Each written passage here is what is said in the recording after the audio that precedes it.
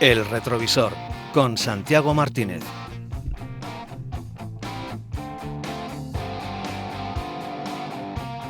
Abrimos temporada del retrovisor veraniego, este mes de agosto. Santiago Martínez, muy buenos días, ¿cómo estamos? ¿Qué tal? Muy buenas. Bueno, hoy vamos a hablar de un coche mítico, histórico, como prácticamente todos los que nos traes a esta sección, pero que quizá es uno de los coches más demandados, los modelos actuales, por la juventud. Pero vamos a retrotraernos y vamos a hablar del Volkswagen Golf. Sí, vamos a empezar por el principio, nunca mejor dicho, y vamos a irnos hasta el año 74, en el que se presenta en mayo este mito, como decías, que es el Golf, que es uno de los coches más vendidos de toda la historia y un coche que sigue en su octava generación ahora mismo en los concesionarios, ¿no? En el año 74 fue, digamos, una revolución dentro de la propia Volkswagen, que había estado pues durante prácticamente 30 años basando su producción en el escarabajo y derivados, coches con motor trasero, con motor refrigerado por aire, hasta que en el año 70 lanzan el K70, que fue un NSU, realmente era un coche que llegó habiendo comprado otra marca. En el 73 se lanza el Passat, y en el 74, un par de meses antes del Golf, nace el Scirocco, que era la variante deportiva, ¿no? Casualmente es anterior, mucha gente piensa que el Scirocco es un derivado del Golf, realmente era lo mismo, pero incluso apareció antes. Mucha gente incluso piensa que el Scirocco es un coche muy reciente. Exacto, piensan que es un coche porque se resucitó, hubo un paréntesis con el Corrado en el 88 y después el Scirocco actual pues debe ser del 2009, una cosa así. Entonces, en resumidas cuentas, fue una revolución, pero realmente ya había habido, digamos, 3 coches con tracción delantera previamente al Golf. Pero el Golf realmente es el que sustituye al escarabajo. De hecho, la publicidad, cuando llega en España, viene a decir algo así como solo el Golf podía sustituir al escarabajo. Solo un coche como el Golf podía sustituir al escarabajo, ¿no?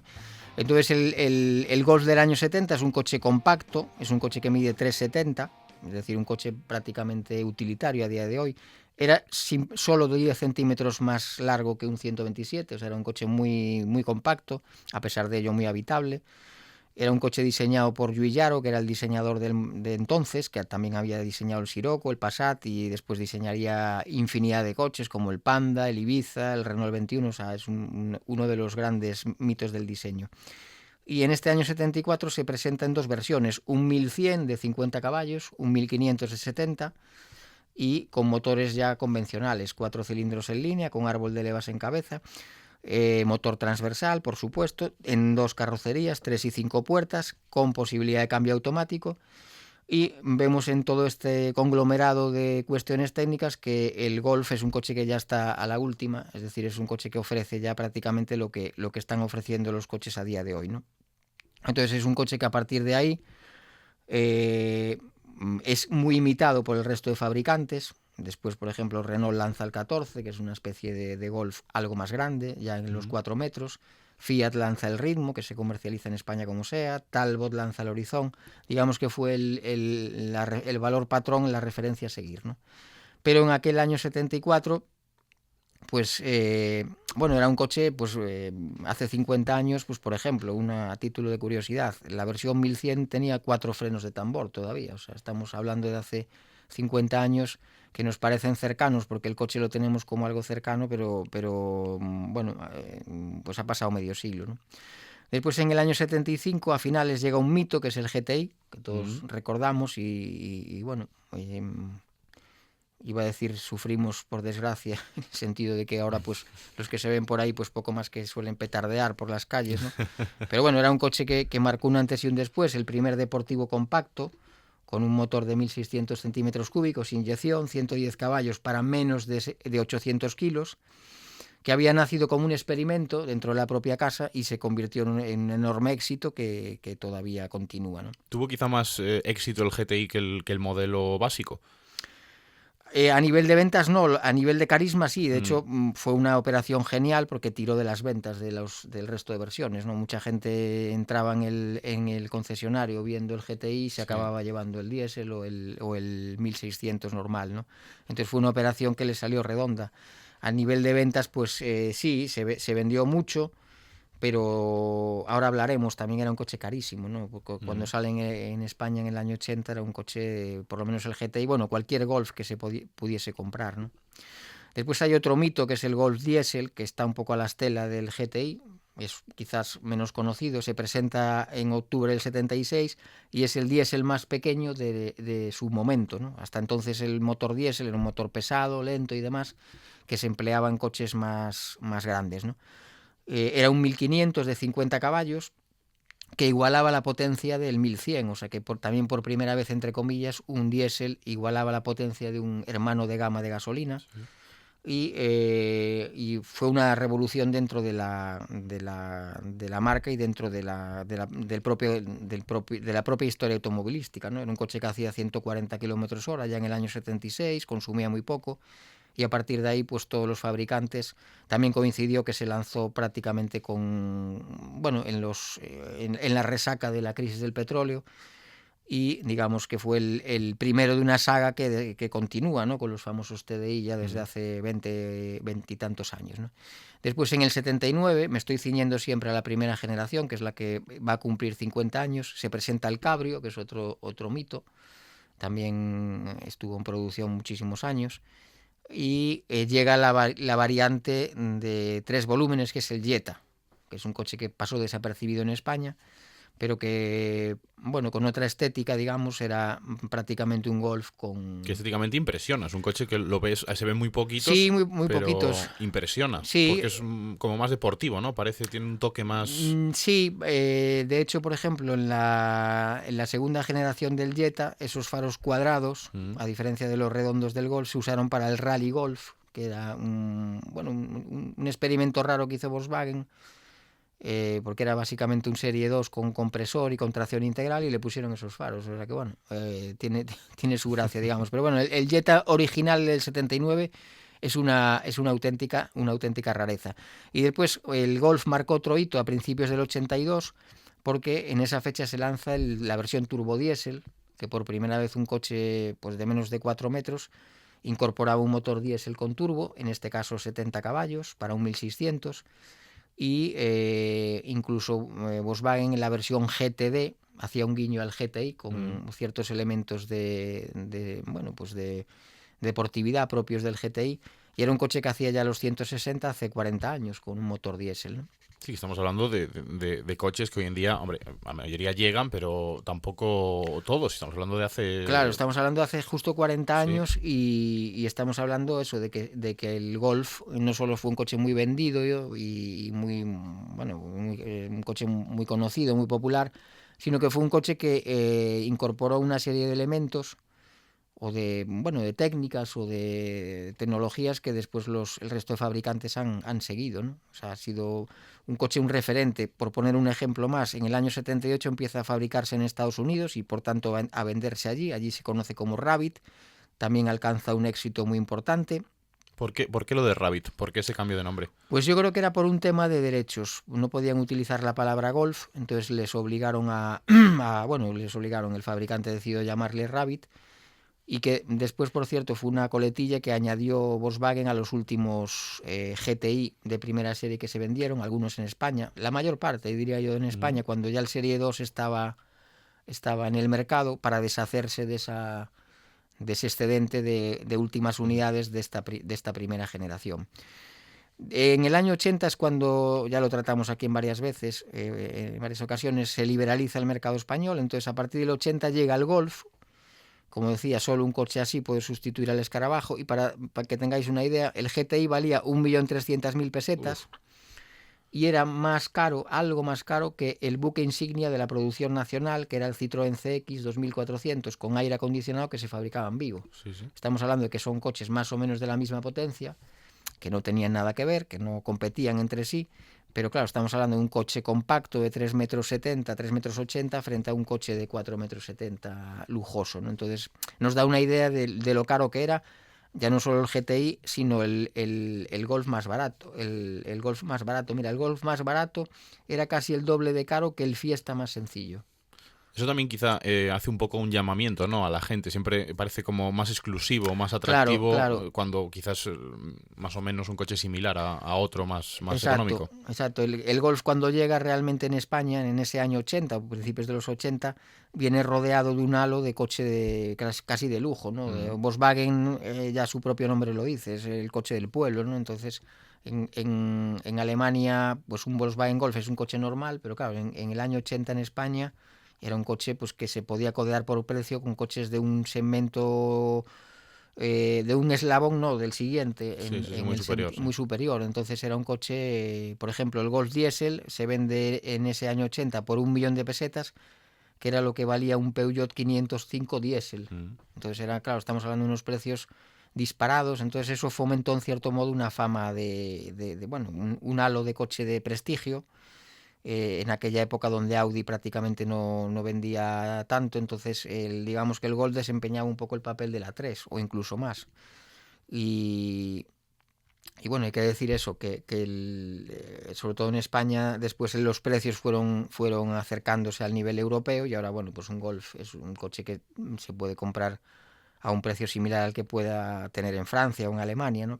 Quizá hoy en día las gamas de los coches están bastante más similares que hace años, ¿no? Es decir, Claro. un Golf podríamos compararlo con un Seat León, sí que es Sí. diferencias de precios, con ese tipo de vehículos, Claro. con un Ford Focus o algo Exacto, así. sí, exacto, totalmente.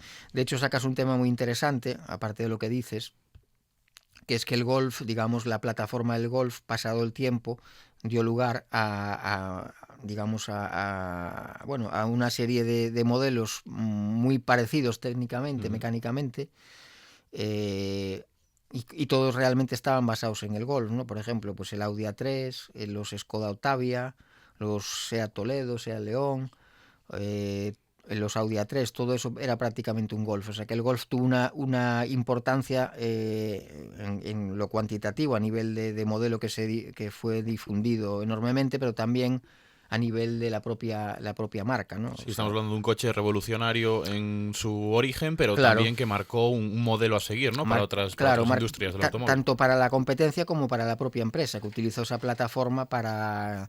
Es más adelante, por ejemplo, el Volkswagen lanzó el Touran, que no dejaba de ser un Golf monovolumen, o el Touareg, el Touareg no, el derivado, digamos, campero, sub. Entonces, digamos que fue, bueno, digamos que es el modelo que cimenta el éxito de Volkswagen y hace que prácticamente ahora sea el primer fabricante mundial. Podríamos decir, igual me estoy aventurando un poco, pero el escarabajo quizás es el modelo más representativo de la historia de Volkswagen, Sí. o por lo menos el que identifica siempre a la marca, y quizá el Golf es el segundo, podríamos decir que sí, es el... totalmente. El escarabajo, para que os hagáis una idea, hasta el año 2003 se vendió en 21 millones de unidades. El último se vendió en el 3, como digo, en México.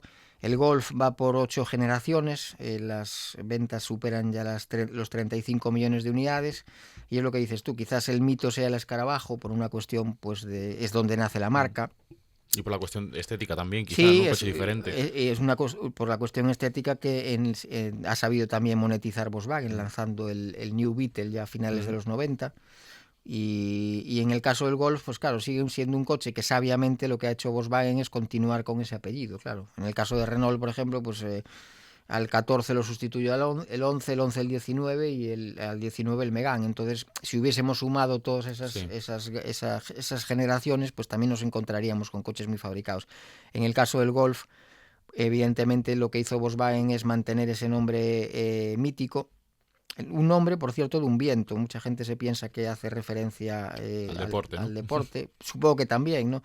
El Passat, de hecho, es un viento, el Scirocco es un viento, y el Golf es un viento que es como la corriente, un viento en la zona del Golfo, ¿no? Entonces, se ha convertido en un mito, pero que sigue vigente. Quizás ahora mismo pues no es un modelo de los que estén en el top 10 de ventas a nivel incluso Europa, cuando sí que fue el coche más vendido en Europa a principios de los 90, porque ahora también tiene un enemigo en casa que son los SUV, ¿no? Sí. Que cada día están en un momento más álgido. Los T-Roc, T-Cross, bueno, derivados incluso del Polo, del Golf. El panorama también ha cambiado mucho. El Golf, pues ahora mismo lo encontramos con versiones electrificadas de una u otra manera. Entonces, bueno, digamos que cuando se hablan de 35 millones haciendo referencia a todas las generaciones es una pequeña trampa, ¿no? Porque el Escarabajo sí que es cierto que los 21 millones que se fabricaron todos tenían el motor atrás, el motor era prácticamente el mismo, la carrocería era prácticamente idéntica, y en el caso del Golf, pues Se ha ido evolucionando. ha ido evolucionando y sobre todo ganando en tamaño. El primero era 3,70 metros, el equivalente a un 205, a un Peugeot 205, y el de ahora pues debe andar en 4, pues no tengo el dato, pero a lo mejor 4,30, o sea, ha crecido medio metro en 50 años, ¿no? También en peso y demás, ¿no? Y esto es también por la demanda del consumidor. Hoy hablabas de los subs, hoy quizás se demandan coches no excesivamente grandes, pero sí un poco más grandes que antes. Claro, es que o quizás es una estrategia de la propia marca, porque hoy en día vemos también coches muy muy pequeños que quizás antes no se veían. Digamos que el panorama ha cambiado bastante. Quizás antes los fabricantes diseñaban coches que la gente necesitaba o la gente quería, y ahora diseñan coches a nivel casi sociológico que la gente le gustaría tener o comprar. Entonces ahí el fenómeno sub, porque el fenómeno sub no deja de ser algo, bueno, pues algo puramente, en la mayor parte de los casos, de marketing, ¿no? O sea, no hay detrás, no hay unos argumentos técnicos de peso que sostengan ese fenómeno, ¿no? Entonces el Golf, digamos que se ha visto penalizado también por eso. Como te digo, evolucionó hacia la variante monovolumen, hacia la variante sub. Después ha habido un Golf que le llamaban el Golf Plus, que era un coche más alto. Es decir, jugaron un poco con ese concepto hasta la saciedad, no solo con el Golf, sino con todas las plataformas derivadas, ¿no?, del grupo Volkswagen. Incluso el Polo es un Golf pequeñito, podríamos decirlo, en sus últimos modelos, por Sí, lo menos. Exacto. Digamos que el Polo, entre comillas, recuperaría la esencia de los primeros Golf. El Polo sale en el 75 para completar la renovación de Volkswagen ya con coches de tracción delantera. Y quizá competía, pues eso, con coches en la época, pues como el Fiesta, como el 127, y el Golf se ubica en un segmento superior. Pero es lo que dices tú, a día de hoy un Polo es equivalente a lo que podía ser un Golf casi 4 o un Golf 3, ¿no? Por dimensiones y por habitabilidad. Entonces, claro, lo que dices, se han incrementado los tamaños, se han incrementado los pesos, y a veces se ha incrementado también la altura y bueno, en cierto modo los adornos para convertir los coches en camperos, y de ahí el fenómeno sub, ¿no? Y una duda, ¿por qué esa transición del motor atrás al motor adelante? ¿Es por prestaciones? ¿Es por algo específico a nivel de la cadena de montaje de construcción? ¿O es Bueno, simplemente cultural? En su día Ferdinand Porsche, que fue el que diseñó el Volkswagen Escarabajo, la primera generación, apostó por esta solución que no era novedosa, ya la utilizaban algunos coches, pero fue el coche popular que le dio más difusión. Era un tema de costes, porque concentrando todos los elementos en la parte trasera, pues evitaba, por ejemplo, el árbol de transmisión, de tener que transmitir la potencia delante a atrás, ¿no? Entonces era una cuestión de costes, que después muchas otras marcas siguieron, como Renault, como Fiat.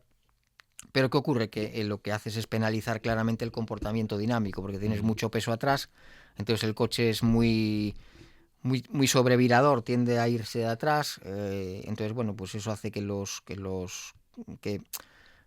este tipo de coches ya no tengan, más allá de algún deportivo, Sí, que es lo que lo vemos hoy en día, ¿no? Sí, lo que pasa es que los de ahora suelen ser motores centrales, van por delante del eje trasero. En el caso del Escarabajo iba colgado por detrás, Sí. entonces, claro, eso todavía perjudicaba más la estabilidad. Después, cuando el problema de la tracción delantera es que tienes tracción y dirección. Entonces, claro, tienes que tener una dirección a la que transmites potencia. Entonces, cuando la técnica evolucionó y las juntas homocinéticas que permitían tener dirección y tracción en el eje delantero disminuyeron el precio y lo hicieron más asimilable, ahí es cuando todas las marcas se lanzan directamente ya a la tracción delantera, ¿no? Incluso los coches de tracción trasera a día de hoy prácticamente están desapareciendo, ¿no? Incluso marcas tan puristas como Alfa Romeo, BMW, Mercedes, etcétera, ¿no? Entonces, digamos que la tracción delantera ofrece un comportamiento más seguro para cualquier, digamos, para cualquier conductor. El todo atrás, más allá de gente nostálgica que le gusta conducir un Porsche 911, pues no tiene demasiado sentido, entonces por eso desapareció, por un tema prácticamente económico, ¿no? Y después, bueno, por apuntar algún dato, después ya la segunda generación sale en el 83, es la de los motores 16 válvulas, la tracción integral. La carrocería, bueno, no variaba demasiado, simplemente aumentaba casi en 20 centímetros. Y con la tercera generación del 91 llega el motor VR6 de 6 cilindros, llegan los motores TDI, llega incluso un descapotable con motor TDI.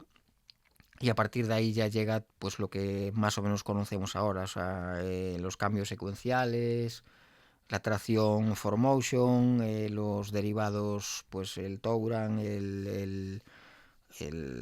bueno, lo que hemos hablado, ¿no? O sea, coches que ya nos resultan mucho más recientes y que quizás ya no sean tan interesantes. Pero bueno, como digo, siempre ha ido marcando la pauta. Este 16 válvulas sale en junio del 85, ya en la segunda generación, y es prácticamente el primer compacto 16 válvulas europeo. En ese mismo año sale el Syncro, que es el 4x4, que también vuelve a ser uno de los primeros coches compactos con tracción integral. Entonces, como digo, realmente el Golf ha sido siempre un referente a nivel técnico y el modelo a seguir. Todos los coches han intentado en la categoría media batir al Golf, ¿no? Es un poco el resumen, ¿no? Hablabas de que el coche cumple el año que viene 50 años. Sí. Y no sé si te he entendido mal, pero hablabas de que los primeros modelos tenían la opción de cambio automático. Sí. Es algo, no sé si de aquellas novedoso. Hoy en día cuesta hablar de un coche de hace 50 años con cambio automático. Sí, en aquella época era algo también, bueno, era algo más o menos novedoso, sí. Y era algo que prácticamente ahora mismo está estandarizado, pero en aquella era algo que no era para nada usual, ¿no? Entonces, entre el motor transversal, el portón trasero, las 3 o 5 puertas, las suspensiones independientes y los motores modernos con árbol de levas en cabeza, todo este conglomerado de cosas es lo que comentábamos antes. Hacían que fuese un coche ya pues moderno, ¿no? Hace unos programas hablábamos del Simca 1200 que llevaba una serie de soluciones, pero por ejemplo el cambio automático no estaba ahí y no estaba tampoco ahí los motores con árbol de levas en cabeza, que es lo que también se ha estandarizado, ¿no? Entonces, efectivamente, el cambio automático era algo que no era usual entonces y que también fue un elemento más dentro de esa novedad que supuso el coche, ¿no? Pues Volkswagen Golf, un coche sin duda icónico, un modelo a seguir y que no ha perdido quizá ese tirón inicial de hace 50 años. Han seguido evolucionando, han seguido sacando generaciones y la verdad es un coche que a día de hoy quizá no tiene ese récord de ventas o ese porcentaje de ventas que tenía o que ha tenido durante modelos anteriores, pero que sigue siendo un coche muy visto, muy utilizado y muy comprado por usuarios. Sí, totalmente. Es un coche que no tengo cifras actuales de ventas, pero bueno... Sí, pero a pie de calle. Sí, a pie de calle lo seguimos viendo todavía las generaciones que se han vendido, evidentemente, pero también las nuevas, la octava generación, ¿no? Que es la que está en vigor.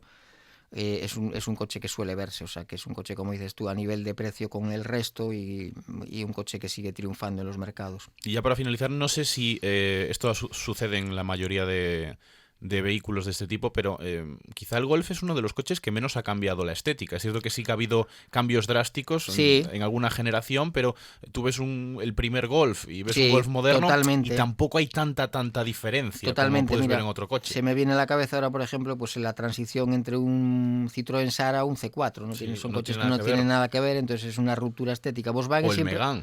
O el Megane, efectivamente. Es un cambio, el Megane, además, moderno. El de hace unos años que era prácticamente cuadrado y ahora vemos Megane que son estilo más deportivo. Exacto. Volkswagen ha sabido no solo mantener el nombre, sino la esencia del coche. De hecho, por ejemplo, pues la primera y segunda generación son muy parecidas. Después, con la tercera llegó esos faros con un cierto estilo japonés que fueron bastante controvertidos en el Golf 3 del 91. Y a partir de ahí, como dices, han ido, digamos, bueno, pues reestilizando el coche, pero poco más. De hecho, el del 19, la trasera es muy parecido al anterior. Entonces, sabiamente han ido, pues eso, Adaptándolo sin perder la esencia. Adaptándolo sin perder la esencia y sin querer, digamos, jugando muy bien sus cartas, ¿no? Diciendo, bueno, pues ya vendrá uno más revolucionario dentro de unos años y después le haremos 4 cosas y seguirá tirando un tiempo, ¿no? Entonces, en ese sentido, pues ha sido una marca conservadora, todo lo que no fue a nivel, digamos, mecánico. Pues Santiago Martínez, todo el mundo que quiera descubrir más sobre el Golf o sobre cualquier otro vehículo, que entre en el canal de YouTube Documentos del Motor, ahí tienen toda la información, unos vídeos y unos reportajes espectaculares de vehículos clásicos, así que muchísimas gracias por acompañarnos una semana más en Onda Cero en este mes de agosto. A vosotros, un placer. El retrovisor con Santiago Martínez.